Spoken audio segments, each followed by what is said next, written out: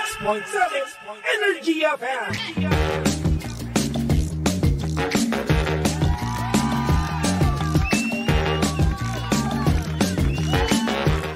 Same, pero iba.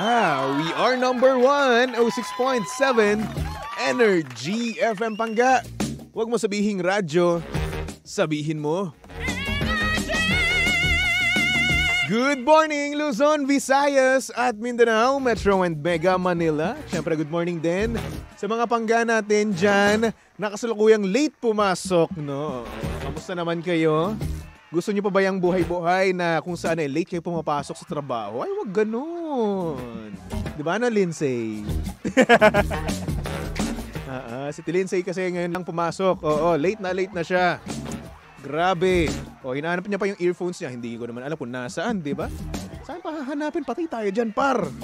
Ay, nako. Anyway, good morning sa mga pangga natin dyan, commuter. Good morning po sa inyong lahat. Nako, sana naman hindi kayo ngayon siksikan, no? Ay, nako. Ay, hirap pa naman kapag siksikan dyan sa bus mismo, no? Yung talaga nga namang face-to-face, no, ang inyong mararamdaman.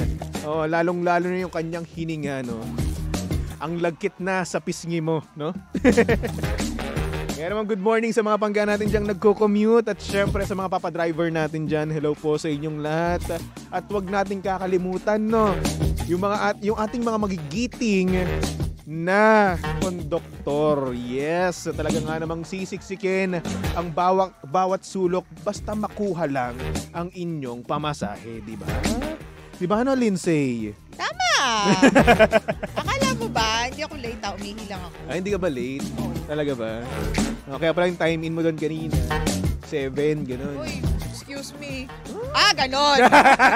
Talaga ba? Uy. Talaga ba, Toby? Oy. Excuse me, dadaan ako. Sa tandem na to, remember, walang maglalaglagan. Oo, tama. Oo. Kasi mahirap na. Hanggang dito na lang tayo. Huwag tayo maingay kung ano dyan, nakikinig sila sa likod, nakamonitor sila. Kamusta ka naman, Lindsay? Hoy, okay naman ako. Talaga ba? Okay ka lang? Yes, Hindi I ka ba am okay.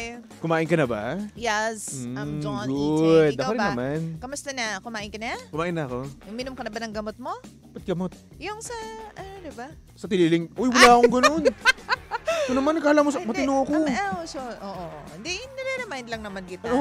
Ano ako, may sapak? Hindi ko naman sinabi yan. Sinabi ko lang, uminom ka na ba ng gamot mo? O, anong gamot nga kasi yung inumin ko? Kasi nasisipon ka nung isang araw, diba? Dati pa yun, ang tagal-tagal na nun. Hindi, nung isang araw lang yun. Uy, ang tagal na nun. Sabi ko pa nga sa'yo, Toby, sinasabi ko sa'yo, Oy, hindi, matagal na yun. Okay. Oy, memory loss na yan. Ano ka ba?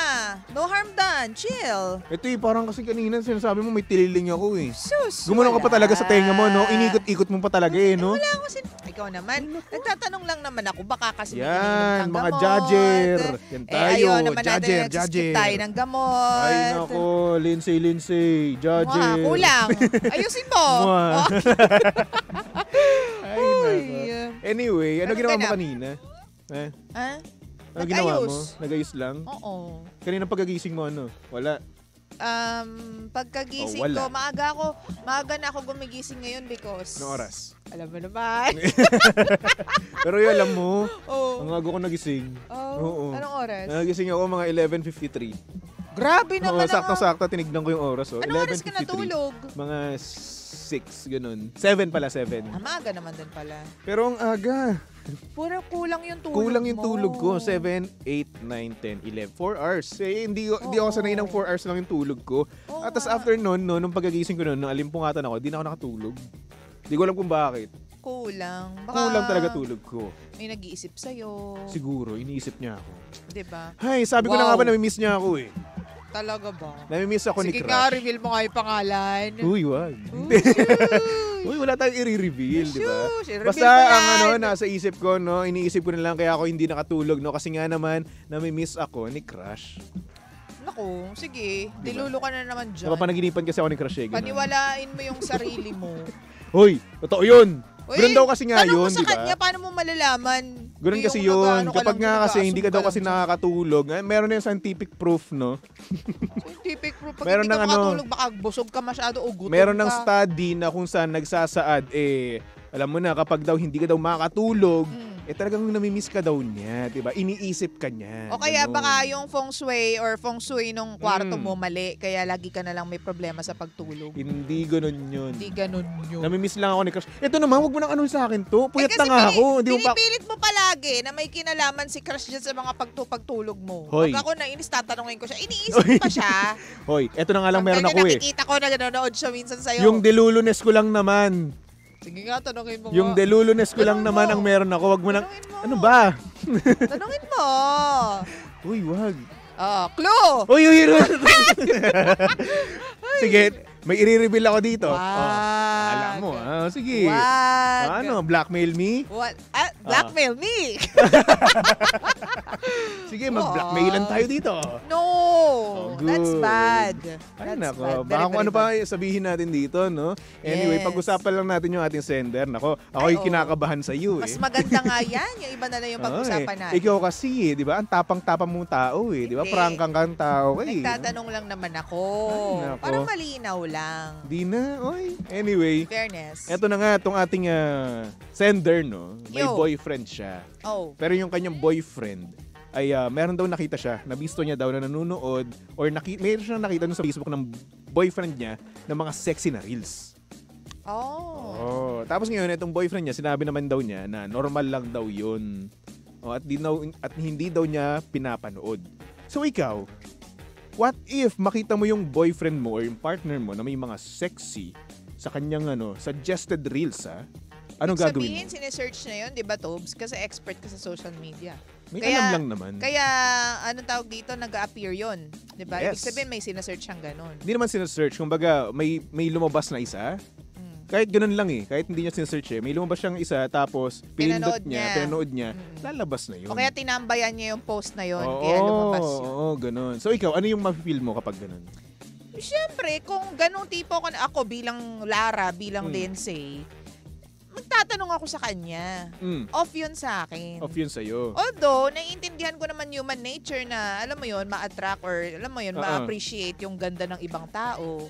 Ganyan. Pero kung selosa kasi ako, baby Toby. Alam ko naman yun. Di mo kailangan sabihin sa akin yun. So, magtatanong, meron sa kanya. Ganyan. Pero si Romel, nakikita ko rin siya, minsan nanonood siya ng, di naman, ewan ko, mga babaeng nagsasayaw din. Pero hindi naman yung sexy, yung mga pa-cute-cute naman. Kasi, mahilig magsayaw si Romel. Frustrated dancer siya. Okay. Yun. Dancer Kaya pala. naiintindihan ko na na-amaze siya minsan sa mga galaw, mga sayaw-sayaw. Oo, pero hindi ibig sabihin nun na kasi kilala ko yun medyo suplado talaga yun. Nanonood lang siya pero hindi para mahumaling siya sa mga ganun. Yes. Pero yun na nga given the fact na nasa suggested niya siya na reels ibig sabihin talagang pinapanood niya yun. Oo. Ang mali lang siguro dito sa sa ginagawa ng kanyang ng boyfriend is nagsinungaling doon sa part na hindi niya pinapanood. Kasi Baka nga naman, hindi talaga. nasa suggested, pag nasa suggested kasi, ibig sabihin, pinapanood mo yun. Paano, suggested Baby nga Toby? kasi eh. Paano, Baby Toby, kung halimbawa, bigla lang nag-appear yung post na yun? Oo, nag-appear. Sige, sabihin natin, nag-appear siya. Tapos, nagmamaneho. So, pagka-appear, hindi na niya natanggal doon sa post na Ikaw yun. ba, habang nagmamaneho ka ba, nag-Facebook ka? Oo. Hulihin niyo na po ito. Hulihin niyo na si Lindsay. Kapag nakakaantok, di ba? Kapag halimbawa traffic, tapos biglang mag-go, ibababa mo na yung telepono mo, hindi mo na alam kung nasaan doon. Promise, totoo yan. Sige na, ilusot. Totoo yan. O kaya naman minsan, may bigla kang gagawin sa bahay. Ewan ko, kayo din ba yung tipo ng tao na pag bibitawan niyo yung telepono niyo, wala kayong pakialam kung saan siya tumigil? Hindi mo na nilalak. Ako hindi ako ganun. Naglalak ka ng phone bago mo ibaba. Ako kasi yung tipo ng tao na, halimbawa, ganyan, nag-uusap tayo.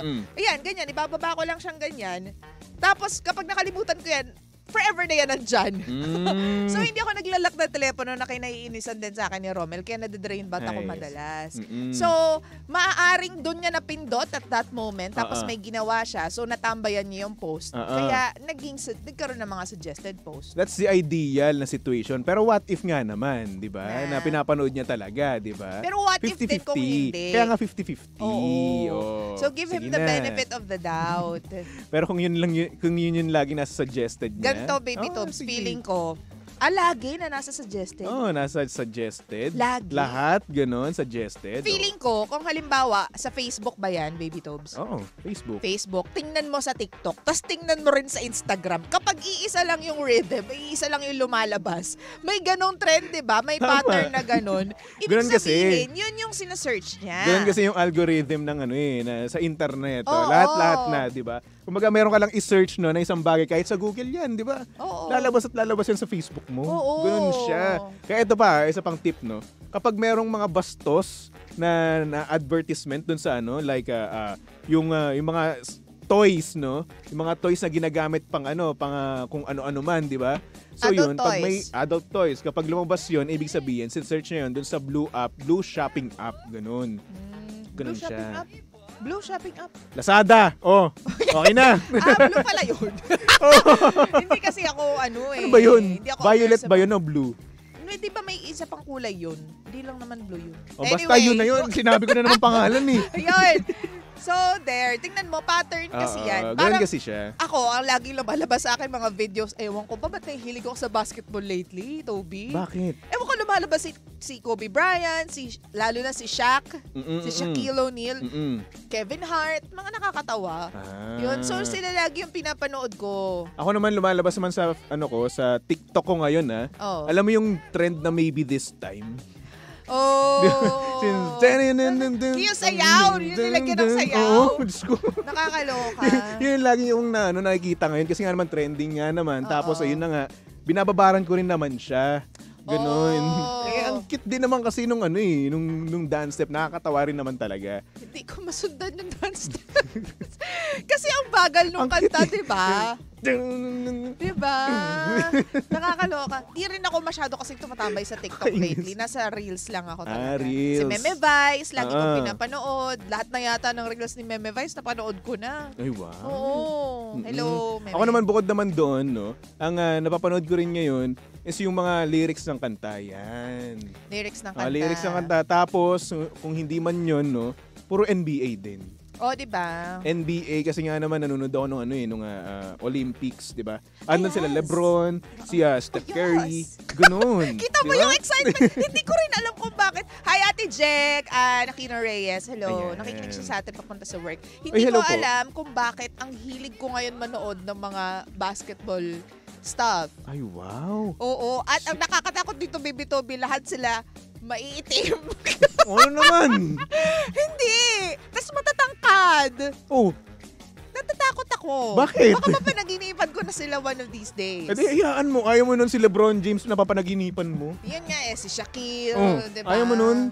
Si si Kobe Bryant, yun nga, si LeBron. Si Dwayne Wade, Yung tatay ni Steph. si Si Del ba yun? Del Curry. Ayan, Oh. galing niya, no? Oh, di ba? Ma-Jonders na siya, pero magaling pa rin siya. Siyempre naman, nasa jeans yan. Oo. Si Dwayne Wade, di mo na napapanaginipan. Hindi. Dapat si Dwayne Huwag Wade nga, din. hindi. Ayoko nga sila mapanaginipan.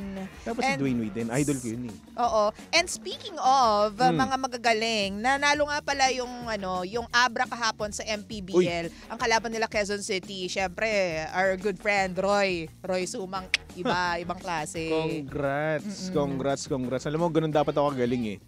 Kaso nga lang mag-shooting? Tinamad ako eh. Di ba ganun ka rin naman talaga? Dati, naglalaro rin naman ako dati. Oo. Oo, natigil lang. Di ba? Maglaro ka kasi ulit. Ang problema Alam mo ito kasi nag-ano na kami, Laro ka ng nag-uusap-usap laro na kami dito. Hoy, di naman ako naglalaro masyado. Anyway, Diba? nag-uusap-usap na kami Puso ng dito. iba. Ano ba? Hoy! Basketball tayo, hindi puso ng iba. Okay. Pusod, Ano naman? pusod ng iba. Puso. Heart. Puso para sa bayan. Yan. Naglalaro ako naman ako dati. Tapos yun na nga, nag-uusap-usap na nga kami dito, no? Na yun nga, nag-uusap-usap na maglaro din kami o paminsan-minsan. Papawis naman. Hindi yung nakaupo lang kami palagi, di ba? Ay, may nag-comment dito. Oh. Si Sir Lonyu daw. Hi sa'yo. Yeah, I know na si Kevin Hart ay hindi basketball player. Yes. Pero yun nga yung mga funny. Kasi yung mga lumalabas sa reels ko. I love Kevin Hart so much. Actually, si Kevin Hart din, lumalabas din yun sa sa Kasi TikTok. Oo, Yun. di ba? Sina The Rock, yung mga asaran nila ni Oo. Kevin Hart. Alam mo yung yung video niya na Yeah. Woo, I just disappeared. Yeah, Ganun. just disappeared like that. Tontuwa ako dun eh. Oo nga. Tapos may one time pa, yung kinutusan niya si Shaq. Nakita mo ba yun? Nakakatawa. Anyway, nakakatawa nga naman talaga yung mga expression ni Kevin Hart din naman talaga. Kaya aliw na aliw ka rin naman talaga, no? Oo. Tsaka ito pa si Michael V pa. Alam mo yung dati niyang video ng Bubble Gang, no? Oo. Talagang pinanood ko talaga yun, yung nag-prank call siya kunyari. Sabi niya, kanino? hello, meron po ba kang martilyo? Ipukpok mo sa ulo mo, gano'n. Ano ba yan? So, yan ang lumalabas sa mga suggested reels namin ni Toby. Lahat na nakakatawa. Kaya kung iisipin niyo po or itatanong niyo po na wala pong mga sexy na lumalabas sa akin. Diba, mga kawirdohan lang, ganun. Oo. Tingnan mo siya. Oy! Tingnan mo siya. Sorry anyway, Diba? bakit ba? Hindi nga, diba? You don't have to be apologetic about it because that's how you are and that's Tsaka, what you are. ito yung nagpapa-entertain sa iyo diba? Ito yung nag-uubos ng oras mo, kumbaga, nagpapaantok at minsan nakakawala ng tulog, no? Nakakawala ng stress. Ayun pa, isa nakakawala rin ng stress. Importante yan. Yes. Diba? Kumbaga, ito na lang yung me time mo no? Cellphone mo, lalong-lalo kung puro katrabaho, no? Ayun. Kaso nga lang yung iba ang pinapanood puro sexy, ano naman talaga. Yung iba, hindi ko nilalahat, di ba?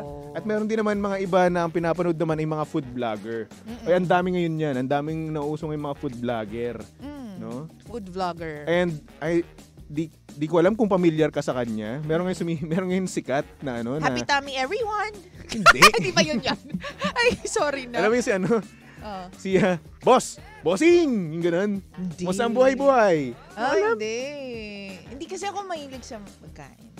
Hindi siya basta-basta pagkain lang eh. Ayun nga. Iba siya. Para siyang skit na talagang nakakatuwa talaga.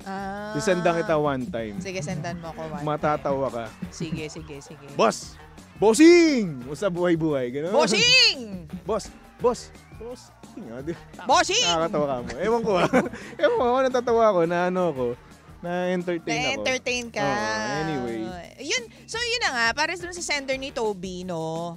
Kausapin mo siya if it bothers you that much. Diba? Yes. Tama. Again, lagi namin sinasabi dito, no, communication is the key. Napaka-cliche, napakinggan. Pero ganoon naman talaga dapat, diba? Kausapin mo yung partner mo kasi nga naman, kung hindi ka komportable, di sabihin mo lang. Diba? Maintindihan naman niya yun. Oo, tsaka mag-a-adjust siya. Pero wag yung tipong, tingilan mo kakanood ng mga yan kasi I'm sure sasabog yan kapag sinabihan mo. Yung pinilit mo sa kanya. Just make him feel na hindi ka, alam mo yun, komportable sa nakikitang ginagawa. Tsaka naman sa boyfriend niya, no, magtago ka rin naman. Hoy! O kaya, i-explain dun sa boyfriend, i-explain mo sa kanya kung ano ba talaga, ba't ba mahilig? Kasi insulto din yan sa sang kababaihan. Tama, di ba? Kasi nga naman, yung isipin mo, yung partner mo na mahal mo, no, tumitingin pa sa iba na sexy, di ba? At minsan, meron pang malaking kokomelon. Tama na, diba? Diyan ka na lang. Bakit? Tama na. Okay. Nayayamot ako sa'yo. Bakit? So, alam mo yun, nakaka-insulto yun kung may partner kang ganyan na nanonood nun. Kokomelon! Diba? Tan.